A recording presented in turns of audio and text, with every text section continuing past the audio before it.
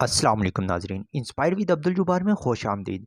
नाजरीन, आज मैं आपको बताऊंगा अल्लाह ताला की कायनात में 7 आसमानों और 7 ज़मीनों के बारे में। क्या वाकई ये 7 आसमान और 7 ज़मीनें अलग अलग हैं? इसके बारे में मुकम्मल तफसील मैं आपके सामने रखूंगा, क्योंकि ये एक बहुत ही इबहम पाया जाता है कि 7 आसमान और 7 ज़मीनें अलग अलग हैं। मैं कुरान मजीद और साइंसी रोशनी में आपके सामने मुकम्मल तफसीर रखूंगा। तो ये वीडियो बहुत ही इन्फॉर्मेटिव होने वाली है। मेरी आपसे गुज़ारिश है, वीडियो को आखिर तक देखिएगा ताकि आपको मुकम्मल समझ आ सके। तो नाज़रीन, कुरान मजीद में जिस तरह 7 आसमानों का ज़िक्र किया गया है, इस तरह 7 ज़मीनों का भी ज़िक्र है। कुरान मजीद की सूरह सजदा की आयत नंबर 4 में अल्लाह ताला फरमाता है, वही अल्लाह है जिसने 7 आसमानों और ज़मीन को और जो कुछ इसमें है 6 रोज़ में बनाया, फिर अर्श पर कायम हुआ। तुम्हारे लिए इसके सिवा ना कोई कारसाज है, ना कोई सिफारशी। क्या तुम नहीं समझते? इसके बाद अल्लाह ताला सूरत तलाक की आयत नंबर 12 में फरमाता है, अल्लाह ही है जिसने 7 आसमान पैदा किए और ज़मीनें भी इतनी ही पैदा की। इनमें हुक्म नाज़िल हुआ करता है ताकि तुम जान लो कि अल्लाह हर चीज़ पर कादिर है और अल्लाह ने हर चीज़ को इल्म से अहाता कर रखा है। इन आयात मुबारका से वाज़ह हो जाता है कि वो आसमान जिसे हम अपनी आँखों से देखते हैं, वो महज़ एक आसमान तक महदूद नहीं, बल्कि इस तरह के 6 आसमान और भी हैं जो तह बतह हैं, जो हमारी नज़रों और सोच से बहुत दूर हैं। बिल्कुल इस तरह 7 ज़मीनों का भी ज़िक्र किया गया है, जो साहिब अक्ल के दिमाग में ये सवाल ज़रूर पैदा करता है कि तह बतह 7 आसमान और 7 ज़मीन से दरअसल मुराद क्या है? क्या वाकई ही हमारी कायनात जैसी कोई और कायनात है, जहाँ पर इंसानों जैसी या कोई और मखलूक मौजूद रहती है? नाज़रीन, ये तमाम मालूमात और सर्च में आप लोगों तक पहुँचाने की कोशिश करूँगा। लेकिन इससे पहले, अगर आप हमारे चैनल को सब्सक्राइब नहीं किया, तो मेरे चैनल को सब्सक्राइब कर लें ताकि इस तरह की मज़ीद साइंसी मालूमाती वीडियो आप तक पहुँचे।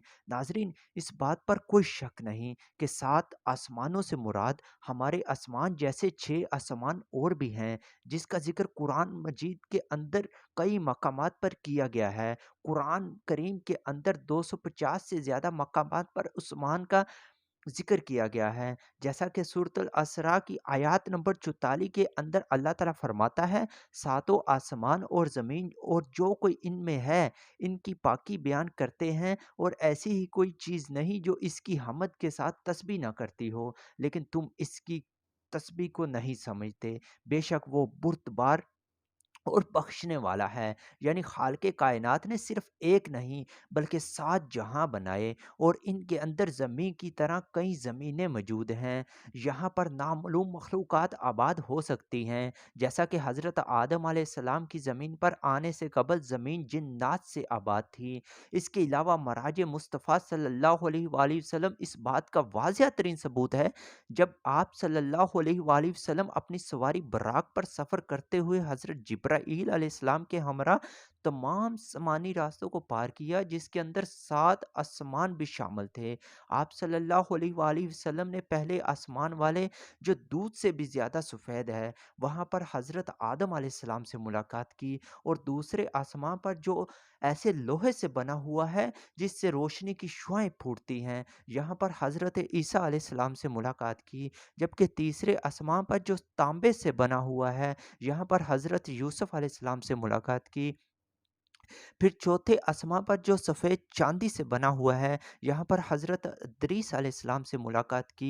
फिर पाँचवें आसमान पर जो सुर्ख़ सोने से बना हुआ है, यहाँ पर आप सल्लल्लाहु अलैहि वसल्लम की मुलाकात हज़रत हारून अलैहिस्सलाम से हुई। छठे आसमान पर जो चमकदार मोतियों से बना हुआ है, यहाँ पर मूसा अलैहिस्सलाम के साथ फिर सातवें और आखिरी आसमान जो कि सुर्ख़ याकूत का बना हुआ है, इस आसमान पर बैतुल मामूर भी है, यानी زمین پر موجود خانہ کعبہ کی طرح ایک کعبہ ہے جس کا ہر وقت 70,000 فرشتے طواف کرتے ہیں، اور اس آسمان پر آپ صلی اللہ علیہ وآلہ وسلم کی ملاقات ابراہیم علیہ السلام سے ہوئی۔ ان 7 آسمانوں کے اوپر جنت اور جہنم موجود ہے، اور جنت کا درجہ ایک سیارے کی شکل و صورت میں موجود ہے۔ اس طرح جہنم کے بھی 7 درجے ہیں۔ ان 7 درجوں کے اوپر سدرۃ المنتہا ہے، جس کو بیری کا درخت کہتے ہیں، جو کہ ہر مخلوقات کی حد ہے۔ اس سے آگے اگر کوئی بھی مخلوق بڑھنے کی کوشش کرے تو وہ اسی وقت جل کر راکھ ہو جائے گی، لیکن اللہ کے رسول صلی اللہ علیہ وآلہ وسلم سفر معراج پر اس سے بھی آگے تشریف لے گئے۔ حضرت جبرائیل علیہ السلام کی سرحد کے پاس یہ کہہ کر رک گئے کہ اے اللہ کے رسول، یہ میری حد ہے، اگر میں اس سے ایک قدم آگے بڑھا تو میرے پر جڑ جائیں گے۔ سدرۃ المنتہا کے اوپر اللہ تعالیٰ کا عرش موجود ہے، جو کہ پوری کائنات کا احاطہ کیے ہوئے ہے۔ قرآن مجید فرقان حمید کی جن آیات کے اندر آسمانوں کے بعد 7 زمینوں کا ذکر موجود ہے، ان سے مراد انہیں آسمانوں میں زمینوں جیسی کئی اور زمینیں ہیں، اور ان آیات کے اندر زمین کا حوالہ دینے کا مطلب یہ ہے وہاں پر بھی ہماری زمین کی طرح وہ زندگی موجود ہو سکتی ہے، اور یہ زندگی کسی صورت میں وہاں پر موجود ہے، ہم انسان کوئی اندازہ نہیں لگا سکتے۔ اور اس کی مثال دینے کی وجہ یہ ہے کہ زمین زندگی کی علامت ہے، اور انسان کی صرف اس کے بارے میں جانتے ہیں جب انسان کی موت کا وقت قریب آ جاتا ہے تو اس کی روح کو ہر ایک آسمانی دروازے سے گزار کر عالم ارواح کے اندر لے جایا جاتا ہے، جہاں پر قیامت تک وہیں انتظار کرتے ہیں۔ حدیث مبارکہ میں آتا ہے پہلے آسمان کے مقابلے میں دوسرا آسمان اتنا بڑا ہے جیسے کسی صحرا کے اندر انگوٹھی موجود ہو۔ یقیناً آپ بھی اللہ کا عرش اتنا بڑا ہے، 7ویں آسمان اس کے سامنے صحرا میں پڑی ہوئی ایک انگوٹھی کے سائز کے برابر ہے۔ اسی بات کو آج سائنٹسٹ ملٹیپل تھیوریز کہہ کر اس کی وضاحت کرتی ہے کہ ہماری اس کائنات جیسی کئی اور کائنات بھی موجود ہیں جو کہ ایک دوسرے سے جدا اور الگ الگ ہیں۔ اس بات پر دنیا کے تمام سائنسدان یقین رکھتے ہیں، جس کا کائنات کو ابھی تک ہم سب کچھ سمجھ رہے تھے وہ دراصل ہماری پوری کائنات کا چھوٹا سا ٹکڑا بھی نہیں ہے، جسے اب ہم آبزرویبل یونیورس کہتے ہیں، بلکہ اصل کائنات یعنی نان آبزرویبل، جس کے مقابلے میں 3 ملٹیپلائی بائی 10 کی پاور 23 گنا بڑی ہے۔ آبزرویبل یونیورس جس کا اب تک ہم مشاہدہ کر پائے ہیں، اس کا سائز 46.5 بلین لائٹ سال سے ہے۔ ایکچوئل یونیورس کے سائز یعنی 3 ملٹیپلائی بائی 10 کی پاور 23 ملٹیپلائی کریں تو پہلے آسمان کا سائز سامنے آتا ہے، جو کہ 4.26 ملٹیپلائی 10 کی پاور 23 بنتی ہے، یعنی ایک آسمان سے دوسرے آسمان تک کی دوری، جہاں تک پہنچنے کا وقت ناپنے کے اندر شاید وقت کا پبانہ ہی کم پڑ جائے، اور جہاں تک انسان پہنچنے کا تصور بھی نہیں کر سکتا، بلکہ حقیقت تو یہ ہے کہ وہ اپنے قریب ترین چاند پر بھی جانے کے قابل نہیں ہو سکا۔ کائنات کی وسعتیں اللہ کی بے پناہ قدرت کی نشانی ہے۔ اس قدر پاور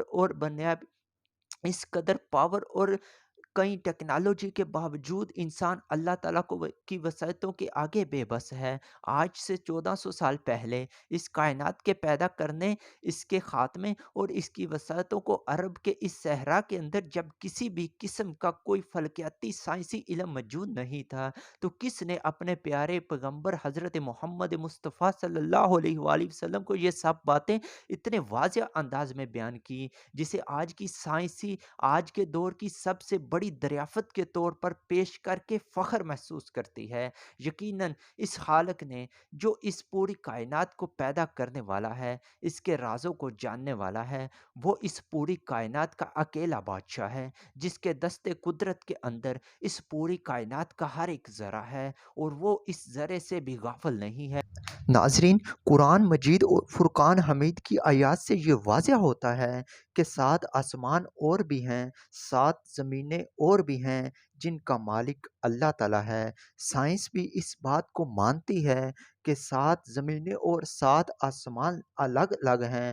ناظرین، مجھے بتائیں، آپ لوگوں کو اس ویڈیو سے کیا معلومات حاصل ہوئیں، اور معلوماتی ویڈیو دیکھنے کے لیے میرے چینل کو سبسکرائب کریں۔